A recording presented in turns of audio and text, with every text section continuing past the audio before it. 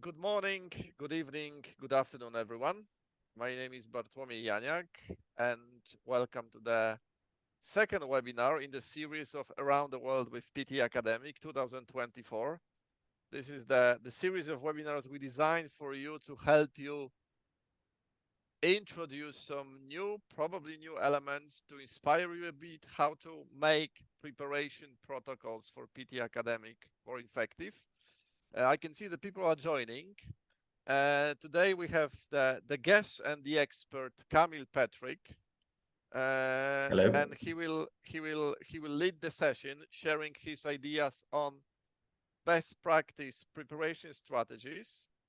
You have a Q&A because Kamil, I know, will be using sometimes will be asking questions, so feel free to type your answers in the Q&A.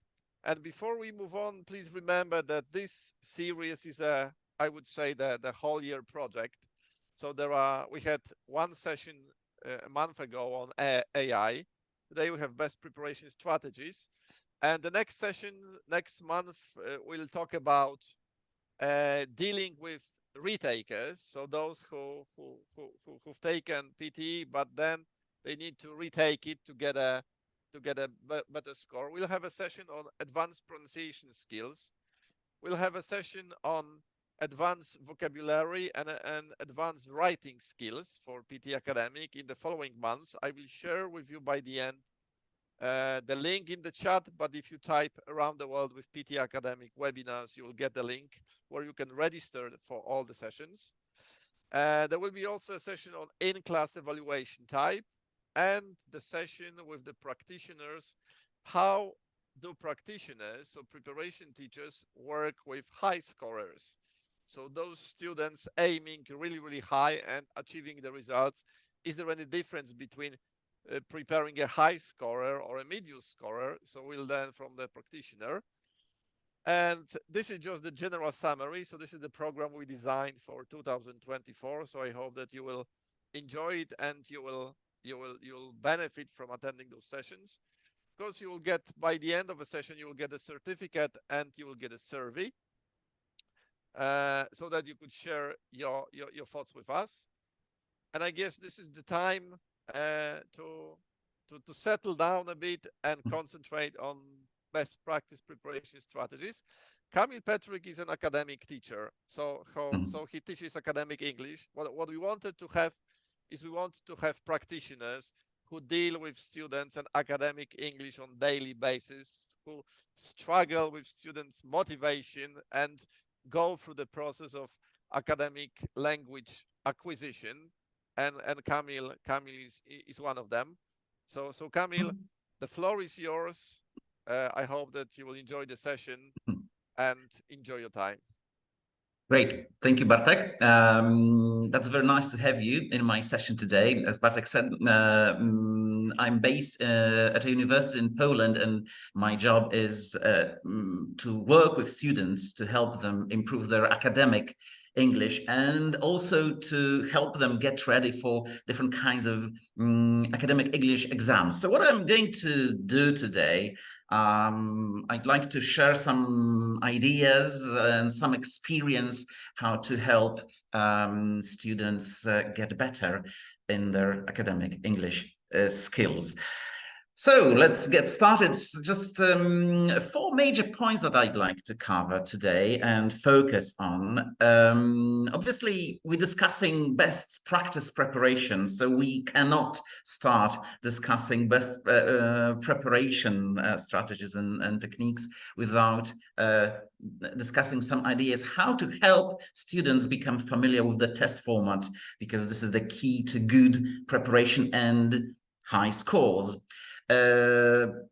Academic English and mastering especially receptive skills means a great deal of exposure to authentic academic texts. So I'd like to also have a look at some ideas, some activities that will help you expose your students to a large amount of texts written and spoken.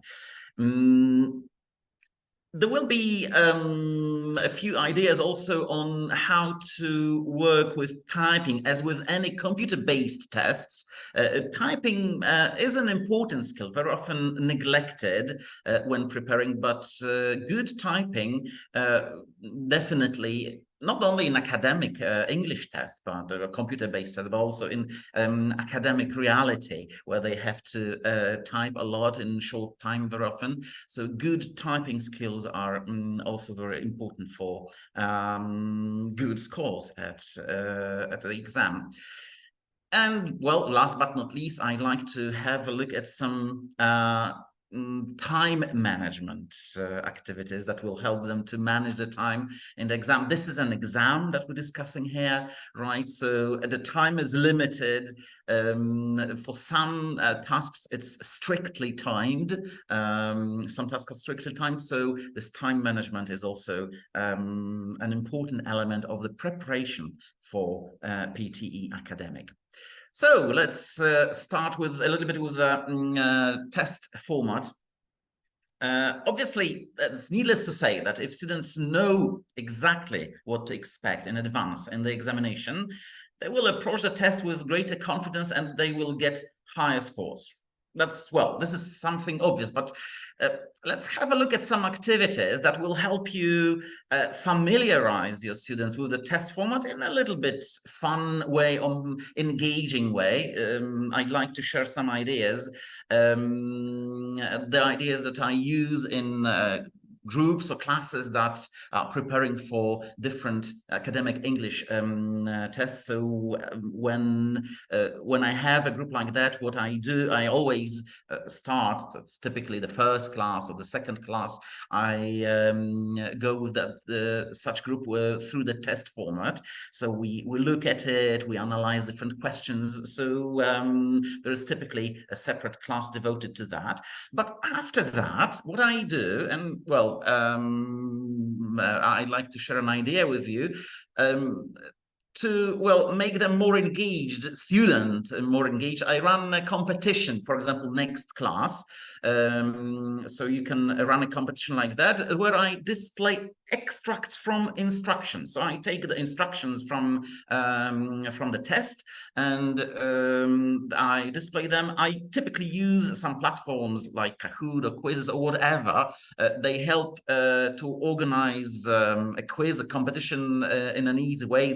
The students use their mobile phones and they just click A, B, or C in their mobile phones, for example. So you can run it without any I know, projectors. They just access some website and they can do the quiz. And for example, in a quiz like that, in a competition like that, I would ask them to guess which extract has this particular sentence, or which task this particular sentence or extract has been taken from. And for example, now it's a question for you.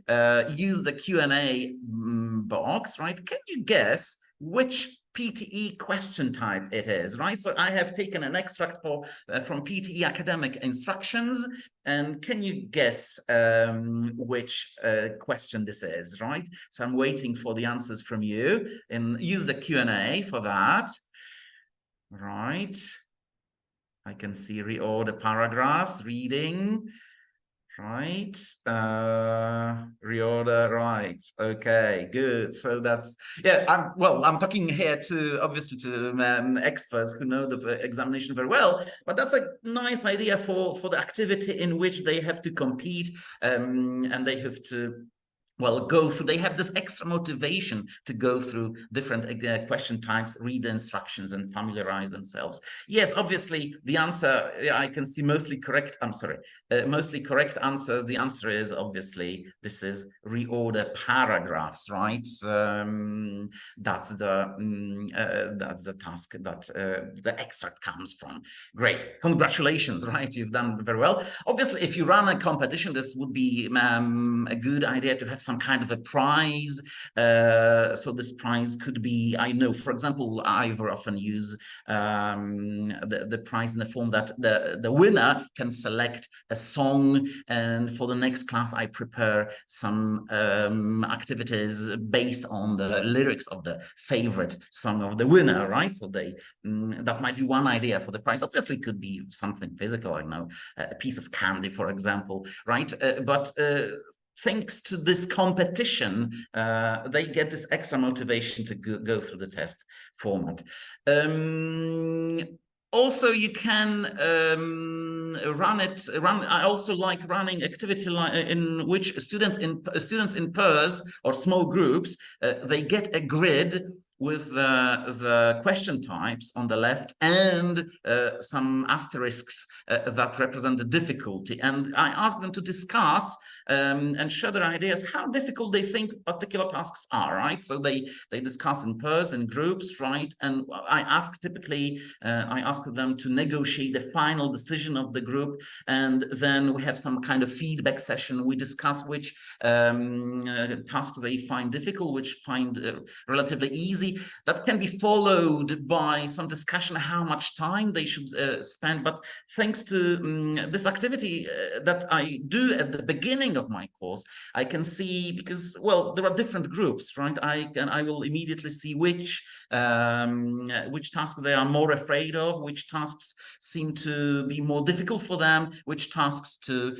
put more emphasis on later on in the course. So these are some some ideas for activities to help them, students, with the test format, with getting familiar with the test format. Obviously, as I mentioned, academic English, I mean, excelling at academic English means a lot of exposure to especially written and especially spoken academic texts. So those who are exposed to a great deal of academic spoken text and written text as well will definitely do better in the exam. And the question is, to me, that the hardest problem is that, well, I have a limited time in class. You cannot listen, typically in class, you wouldn't listen to texts longer than 5 minutes, maybe 7 minutes. When those listening activities get longer, they easily get bored in class. So to me, the biggest problem is how to motivate my students to listen to some longer texts, academic texts. And the other, well, challenge here is where to find such. So what's the good source of such text? And this is what I'd like to share here. So let's start with the sources. Obviously, typically when you go through websites that advise you on how to get ready for PTE Academic, you'll find like you have to listen to different YouTube videos or TED Talks, for example. That's classic advice. To get really high scores, I would advise to go to a little bit more professional websites. So what I would do, and what I do, I Google Open University courses, and this way you can get the list of websites where you can find a lot of available from university courses, so really academic English university courses, and the material that is open, that you can use. And those could be the videos or lectures, or those could be textbooks, for example. I find MIT website great. They have this open courseware website where you will find a lot of great material for listening and for reading.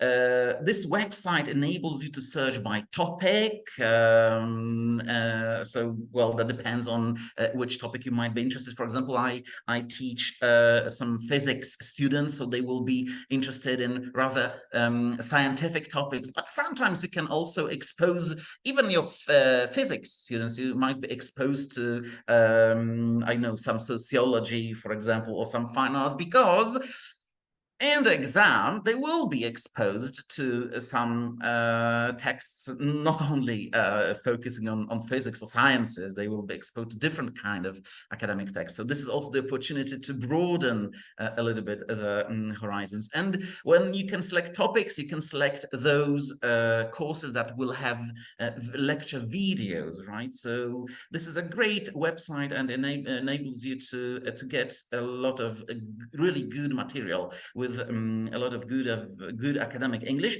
For lecture videos, most courses have this transcript that can be easily downloaded, and once you have this transcript downloaded, you can prepare a lot of activities with your students. So you don't have to look for some separate websites to download the transcript. You've got it ready there. So now, okay, we know what sources there are, how we can source the material, where we can get it from. Now the question is how to motivate students, because we're discussing extensive listening here, right? So our task as teachers is to motivate students to really listen to some videos outside the classroom, because these will be typically some longer pieces of listening.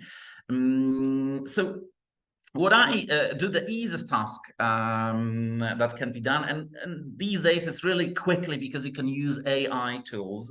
I feed the transcript into an NI tool, and when I say AI tool, I mean any tool that is easily available and it's for free, like the most commonly used, like ChatGPT or Gemini, could be used here. It's nothing complicated and you can easily do it, and the results will be, well, really good. You can ask your AI tool, well, for example, the prompt that you give is transform the provided transcript into notes, and you get the notes.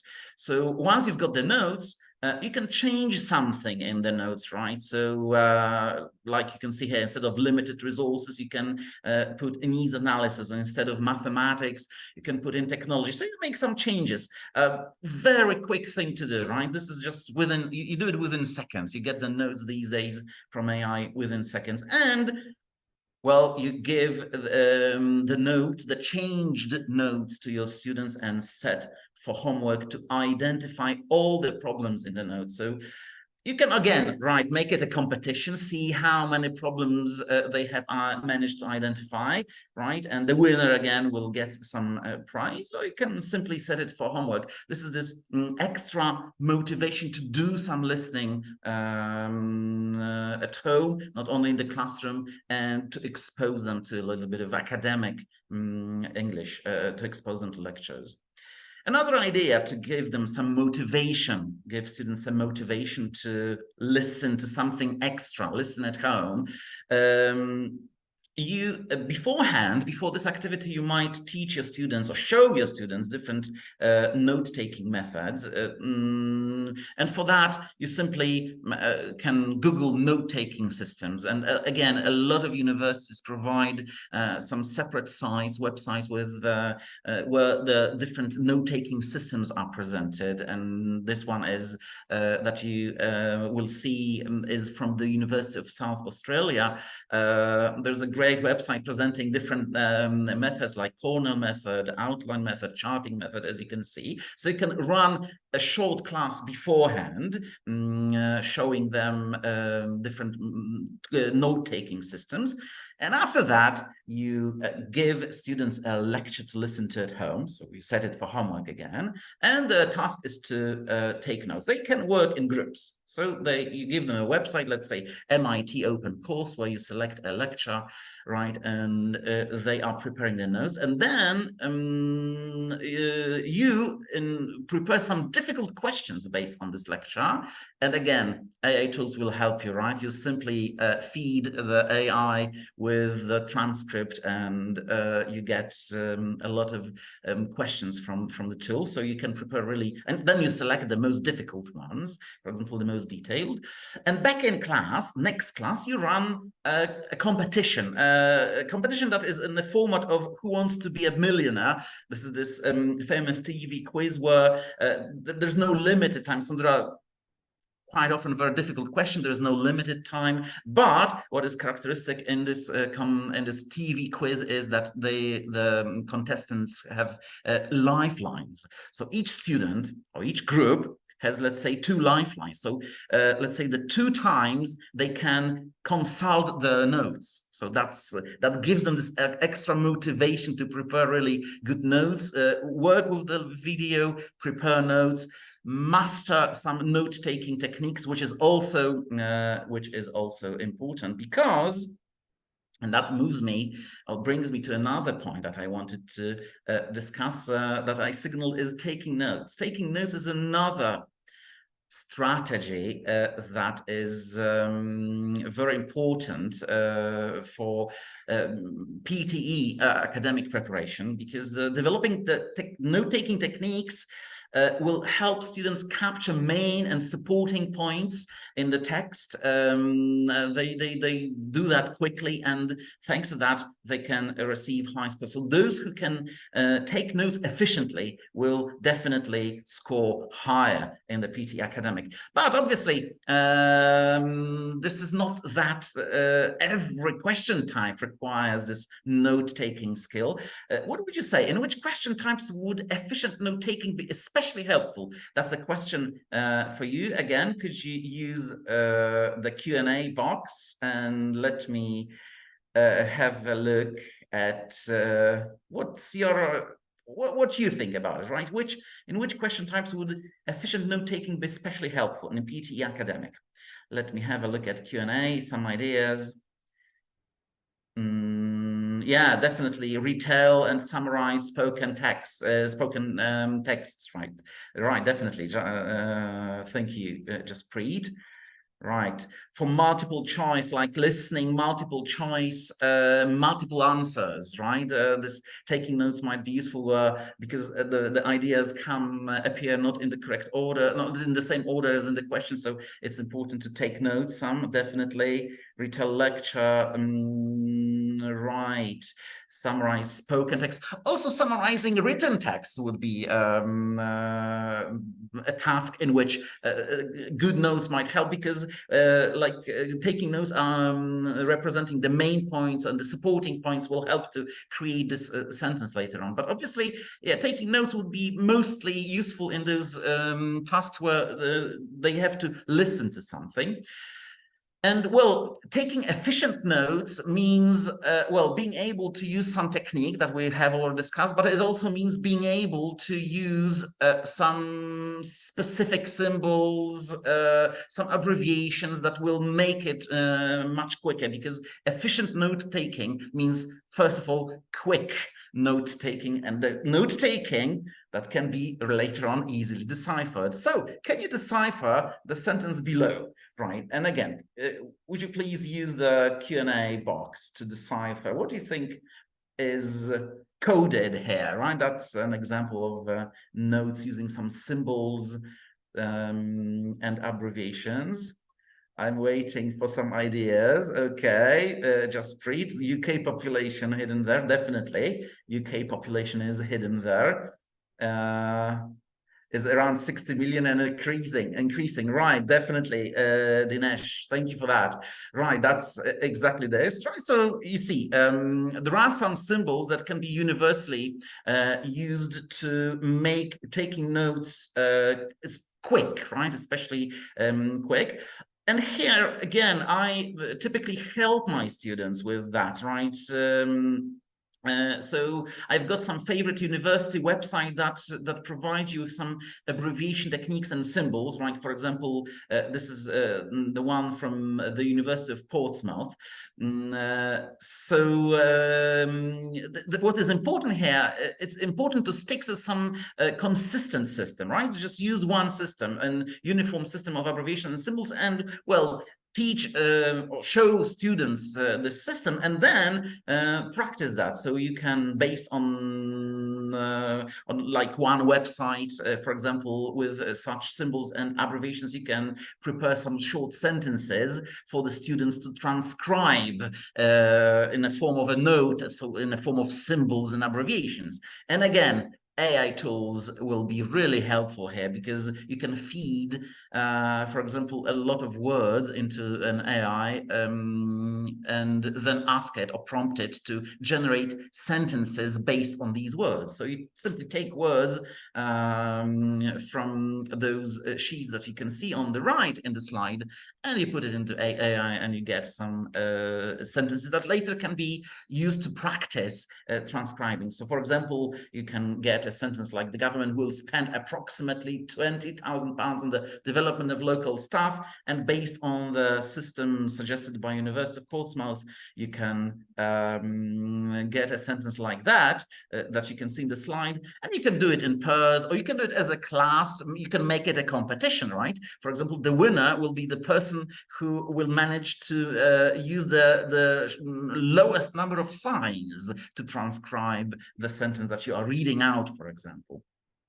So again, this competition will give them some extra motivation to go through the system, learn the system, and they get a lot of practice from you. So and then in the examination in PTE Academic, they will take notes really efficiently, really quickly, because this is what we want to achieve. And well, besides, that's a skill that is absolutely necessary in academic life. So it's not only PTE Academic, but thanks to activities like that, they will function better in the academic world, simply speaking. The same story goes with reading. Again, in the classroom, you typically do not have enough time to read really long texts. For example, students might easily get bored if the texts are no longer than 300-400 words.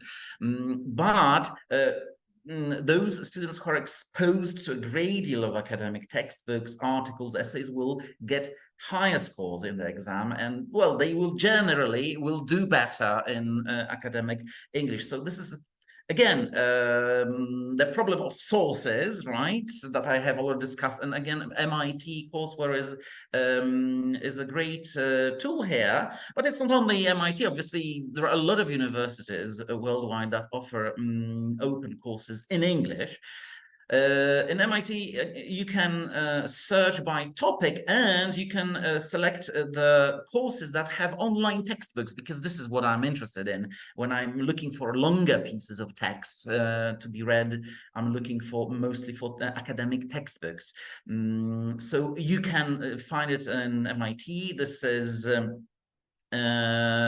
under CC license, Creative Commons common license. So that means that you can use those textbooks for educational purposes freely, right? So there's no problem to use those textbooks to get your students ready for, well, academic English exam, for example. These textbooks are the available textbooks are really easily can be easily downloaded. So you can get a copy, and you can, once you have downloaded a copy, you can do a lot of interesting, or prepare a lot of interesting activities. So now we have the source of the material. Now the question is how to, again, motivate them to go and really read. Maybe not the whole textbook, obviously. We're not discussing the complete textbooks, but for example, a chapter from the textbook. So a little bit longer piece of academic, serious, really, and real academic English.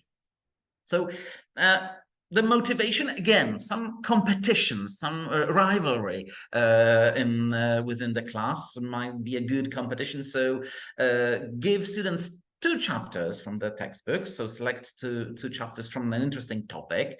For example, here it's on economics, because, well, I also teach students in a business studies department. So sometimes we work with texts like that.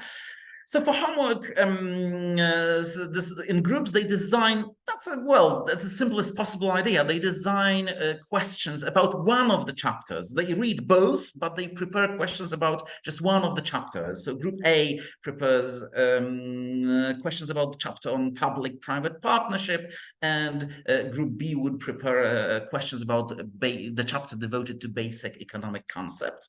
And next class, you simply run a competition so that the groups compete. They ask one another the questions based on the text that they have read. They have the motivation to read a text because, well, if there's a good prize, for example, they will be motivated to really win the competition and really know the text really well. And again, they're exposed to a lot of authentic English.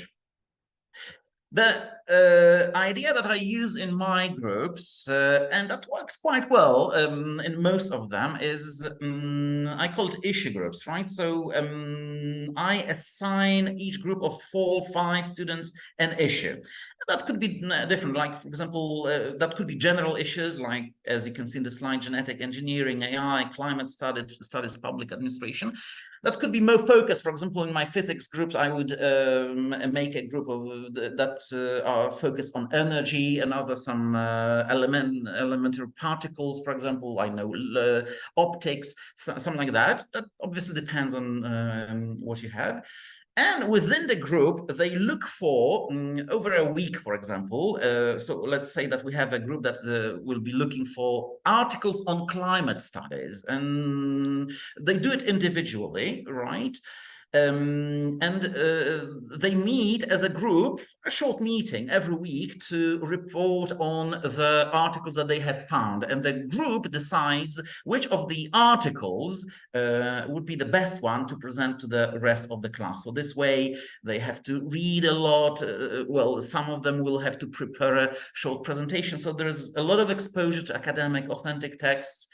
There's also, well, some speaking here involved in a well, serious academic context. So that's a nice activity, and they have this motivation to look through a lot of written academic English. And another activity that I sometimes use that motivates my students to read longer texts, and at the same time they learn a little bit of vocabulary. There will be a separate session here devoted to vocabulary, so you will learn a lot of interesting strategies to develop the vocabulary. Here, what I do, I take a textbook chapter, one chapter, and, well, again, I use an AI tool and prompt it to extract 20 low-frequency, non-technical words from the provided text and give definitions and synonyms. So what I can get, and the results are really, really good, right? So because, well, you cannot trust AI tools with everything, right?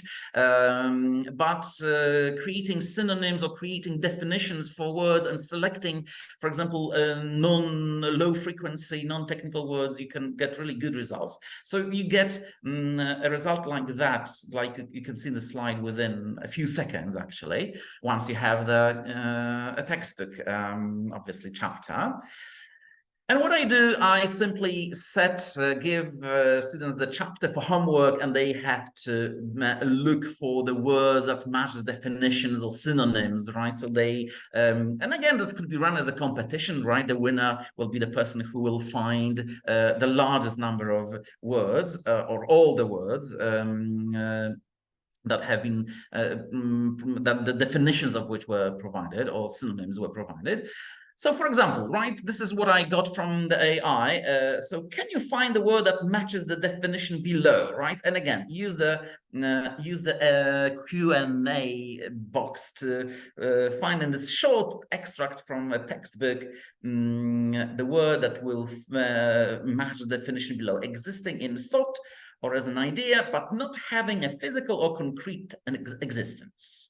Let's see, I'm going to the Q&A, right? That will take just yeah, right, I've got the answers here, so they're very quick. So Rizant and Dinesh, thank you for your answers. Right, definitely, yes, great. So this is obviously the word abstract here in this extract. So this is how you can, well, again, expose them to a longer text, plus give them some extra motivation to really do it, right? And really be motivated to read through it. And just one more task activity that will provoke your students to read a little bit more, a little bit longer texts, and well, typically at home. So you set for homework a set of articles or a longer text with sections. And then, when they have read the sections, for example, of a chapter, let's say, you can see that on the right here, you pick individual sentences from each section, for example. And next class, you show students the sentences, and they have to decide which section each sentence comes from. So to illustrate that, I will show you a sentence. So can you guess which section this extract comes from? Look at this extract, and which section from those 1.1.1, 1.1.2, and 1.1.3, which section could this extract come from, right? Looking only at the titles, right? So look at the titles and think, and I'm going to look at Q&A, right? Okay. Thank you, Ashma, for your answer, right? So we have 3 sections: the first 10 billion years, the inhabited Earth, humans, and the control of fire. And this obviously comes from section 1.1.3, humans and the control of fire. Well, that was obviously a short presentation of this activity. I asked you to guess the sentence based on the titles of sections. Obviously, what you do with your students is, well, they have to guess the sentence based on the knowledge of the sections, not only the titles. So this extra motivation to read a little bit more. And another activity that I use with my students to, provoke them to read a little bit more than just in the classroom. So I give each student a different article or different chapter to read for homework.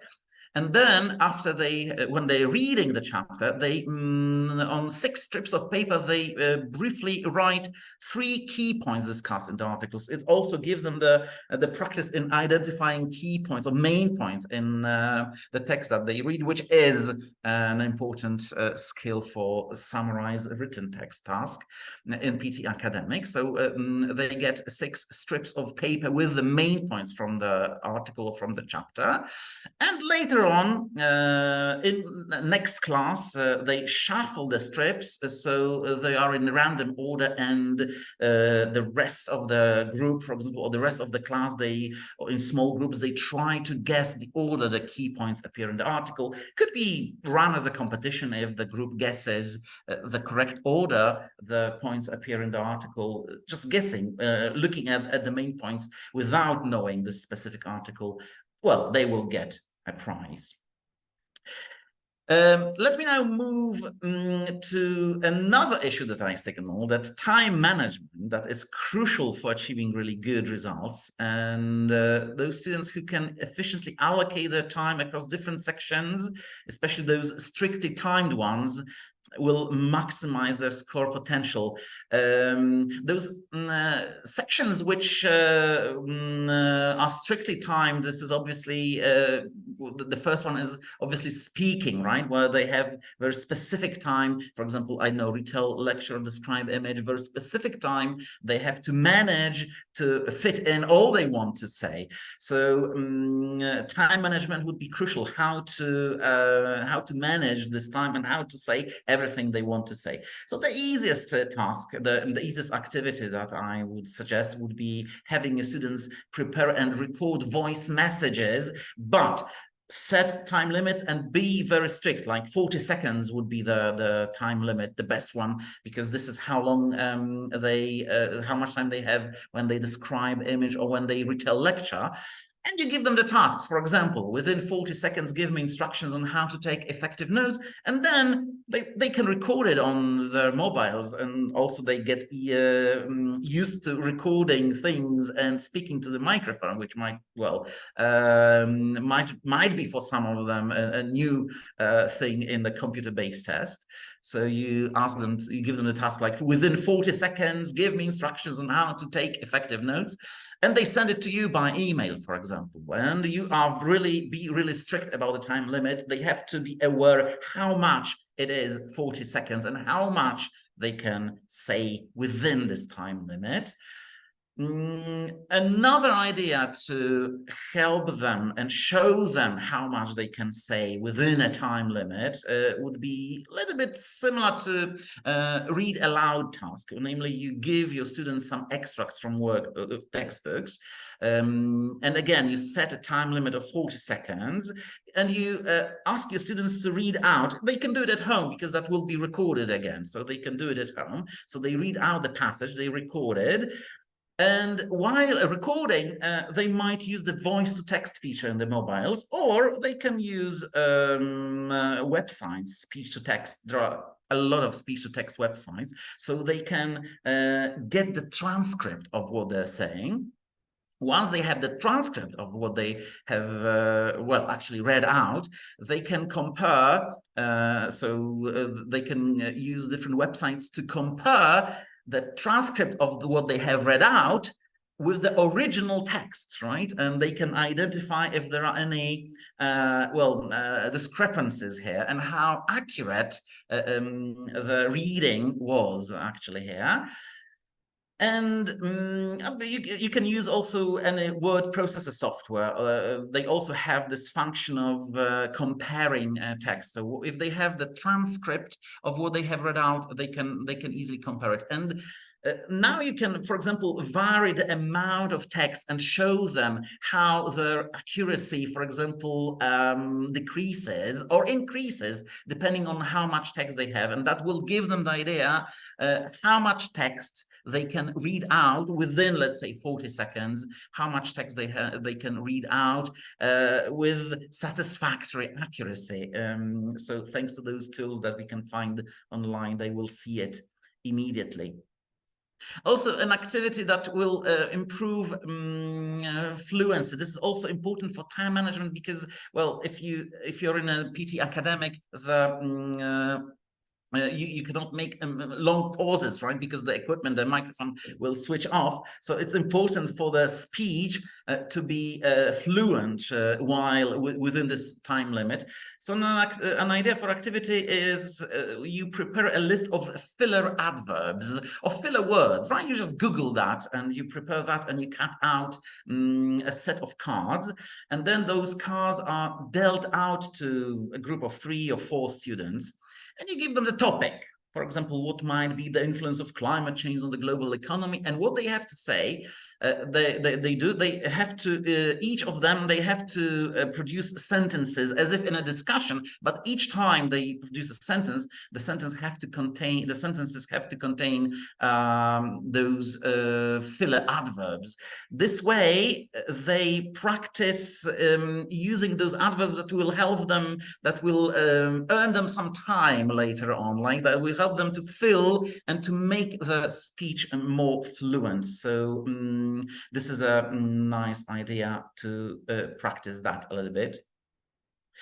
And a little bit on time management when writing. So again, that's quite strictly timed, right? You have exactly 10 minutes or 20 minutes, depending on the kind of writing activity. So it's important for the students, for the test takers to be aware of, well, how much I can write and how I can use the time that is given in the examination. So what I do to help them increase their awareness here is I give them a well-written paragraph from a textbook. Well, we've discussed where to find some textbooks. And I process it through an AI, and I prompt the AI, take notes from the paragraph provided.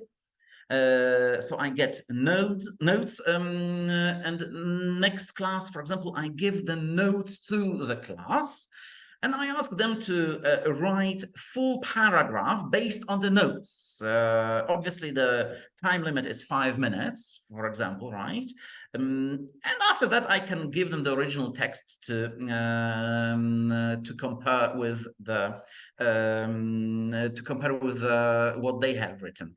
And then what I would do, I would feed the texts that they have produced into some AI rating tools. So there are a lot of AI rating tools. So the tools that will assess how good the text is, for example, when it comes to academic vocabulary, or when it comes to transitional phrases, or when it comes to sentence length. So these are free tools. They can use those. The students can use those tools.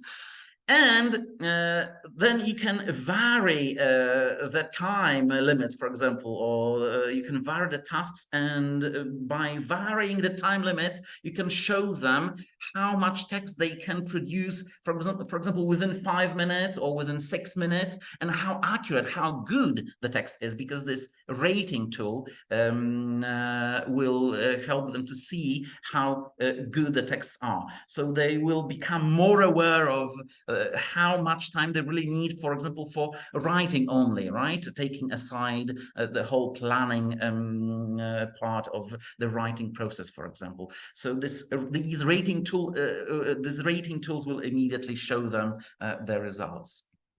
And the last point I wanted to discuss today is typing. Well, being good at typing definitely helps students to do tasks more quickly and with greater confidence. Well, obviously, typing is not something that you can do in class, right? Because typically you don't have computers, and these are the tasks that they can do at home. So what I do with my students, I show them some websites for typing practice, like you Google improve typing.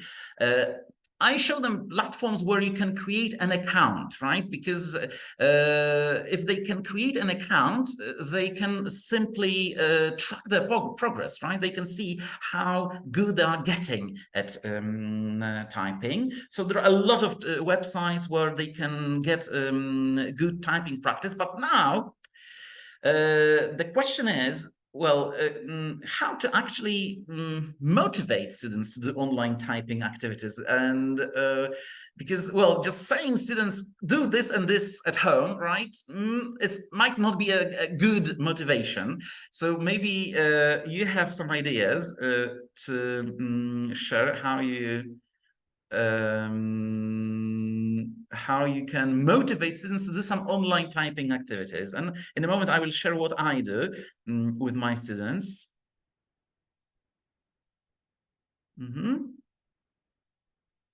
Okay, so what I do with my students is I simply run a typing league. So, for example, each week a student shares. That's why I suggest the websites where you can create an account, because then you have the results. So I ask the students to share their results, like, say, for example, words per minute, how good they are. And we have a league, right? So, for example, we have this week's winner, but next week this is another student. There might be some prize, obviously, given to them. And I do it for, let's say, serious typing activities, but I also sometimes do it. We select a game time, because there are a lot of typing games online as well. So I select a game, and I also run a league based on the scores they get in a typing game. So it's even more fun. So this, again, introduces the element of competition, rivalry, which gives them this extra motivation to do those activities, really do them at home, to compete with some other members of the class or classmates. So just to finish this short session, I'd like to have a look at those takeaways, these things that I focus on and things I'd like you to take away with you. So obviously, first things first, test format. Make sure, right, for the best preparation practice, make sure, first of all, that your students are really familiar with the test format. That will help them to get a really high score. Show your students how they can manage the time effectively, especially those strictly timed question types in speaking and writing, and thanks to that they can really excel at the exam. And for listening and reading, for the receptive skills, that is the exposure to long academic authentic text is crucial if we want to, well, really score high here. If they want, obviously that this exposure to academic authentic text is crucial. And also not to be neglected, efficient note-taking techniques or good typing skills, they will definitely also improve the score of your students. So do not neglect those. Thanks a lot for that. And there was, well, if there are any questions, I will look at the Q&A box. I remember there was a question about this AI rating tool, that they might not be precise. This is clear. Obviously, those, tools that are available for free, they won't be precise. But what I use them is, if I use the tool, they can easily see each time they feed the text how well the same tool, the same rating tool, how well how it assessed them, right? For example, when they were writing for 5 minutes or when they were writing for 6 minutes, and how good the text was. It doesn't really matter if this is if the tool is well, really good quality or not. It just gives some mark, and this is just like illustration of changes rather than some real tool that you can use to analyze. Obviously, well, there might be tools that you have more confidence or you trust more. I mean, rating tools for your for the written text. But here you don't need to be really selective, because any tool you take that will show the changes, for example, between the text that was written in 5 minutes and 6 and 7 minutes, and how the accuracy, the quality of the text has changed. So that's my answer to this remark on the quality of those AI tools. There was a question that was in the chat, and I found it interesting. Like, I was wondering if you could share some tips, like how can you raise students' inside or inner motivation to listen? Right. Yeah. This is always an issue with this. Obviously, the first thing, the first and the most obvious thing is to look for things that really interest your students. That's why, for example, for me, it's very important that when I, for example, start with a new group, it's really important to the first 1, 2, 3 maybe classes to have a lot of discussion with them, somehow provoked by me, and in those discussions, or like listening to them discussing different things, I can see what is of interest for them, right? And then that will help me to select because we're talking here, right?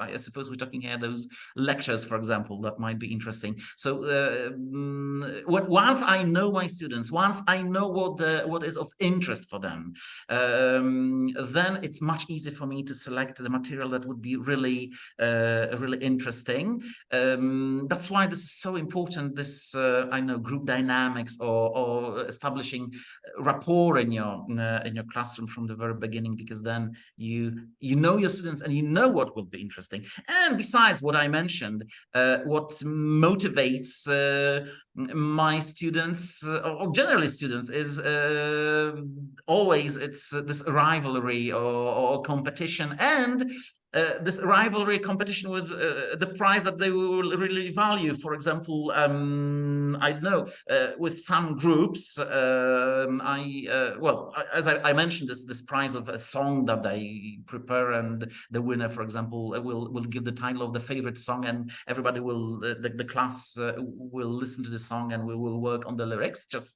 for fun. But well, with some groups, for example, that they need a little bit stronger motivation, so I say, for example, you will get some, because my groups collect throughout the semester, they collect some points, and based on the points, they get a grade at the end of the semester. So, for example, you the winner of this competition will get 1 or 2 points extra added to this score for the final grade. So that's also a strong motivation. So looking for this material that is really interesting. So knowing your students is crucial, I would say. And another thing, looking for this that will motivate your students. Some students will be motivated with, I would say, tangible things like an extra point added to the final grade, and some students will be motivated but less tangible with things like, well, for example, I know, a piece of candy that could be for fun, right? Or this song that I mentioned. Great, great. And there's one more. Like we'll have a separate session on writing skills. So for those of you who ask questions, once you go to the page around the world with PTE Academic webinar, you'll have all the sessions on the pronunciations, on vocabulary, and you will have a separate session on writing skills for PTE Academic. But there was a question, and I guess this question could be addressed here. Maybe your personal favorite strategies, like any strategies for write from dictation, because I know we've had several year ago and there are some options, but it keeps popping up. Write from dictation, how can you help your students in this area? Yeah, so when it comes to dictation, it actually wasn't raised here, but for the dictation, I would say being able to take efficient notes with those abbreviations and different symbols might be a real help, right? So using this erasable notepad for the dictation would be one key.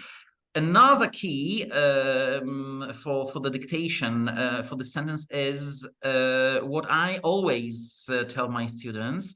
When you listen to the sentence and you come across a word that, for example, you don't know, for example, write it as you hear it. Like, for example, in your native way of spelling what you can hear. And it doesn't matter what you write, but keep writing, right? Even if you don't know the word, because obviously then you have this time to go through the sentence and analyze it. For example, maybe some collocation will help you, or maybe once you have written the word, your native way of spelling, for example, your native language way of spelling, even in your native, if you have a non-Roman alphabet, right? Even using non-Roman alphabet, it's a perfect strategy because you use this erasable notepad. And then you have the time to go back to that, and with some hints, some grammar hints, some vocabulary hints will help you, and you might, well, you might realize what the word was. So taking notes, using symbols, abbreviations where possible, and continuous writing, not stopping at all, writing anything you hear. Even if you don't know what the word is, you can always write it down in your local native alphabet or non-Roman alphabet, or in your local native language way of spelling things. Okay, thanks a lot. So there were further questions, and you will get the recording will be added to the Around the World with PTE Academic webinar series website. So if you missed some slides or you missed some information, you'll be able to rewatch it again or to rewind it to your favorite spot. You will get a certificate and a survey after the webinar. There was a questions. Some people contacted me because they didn't get the certificate. We reshared this certificate again after the first webinar. So I hope that this time everything will be just smoothened by the numbers. Thank you, Kamil, for your practice strategies, for your inspirations. So for those teachers listening to us, thank you for being with us. Just take a strategy, put it into practice, see how it works for yourselves, see how it works for your students, and just grow this portfolio of the strategies in the PTE Academic preparation strategies. Next month, we are meeting and we'll be talking about how to deal with the retakers. Okay, so the retaker is a person who is planning to take it again, and there might be some element of this, I would say, harmed motivation, that I tried really hard and the score was below my expectations, and I need to do it again. So how to bring this person back on track and follow or accompany him in this preparation for the second attempt. So this will happen next month. Thanks a lot for being with us. Thank you for questions and interactivity. And enjoy the rest of your day, and see you hopefully next month. Thank you. Thank you very much. That was very nice having you. Bye-bye. Bye-bye.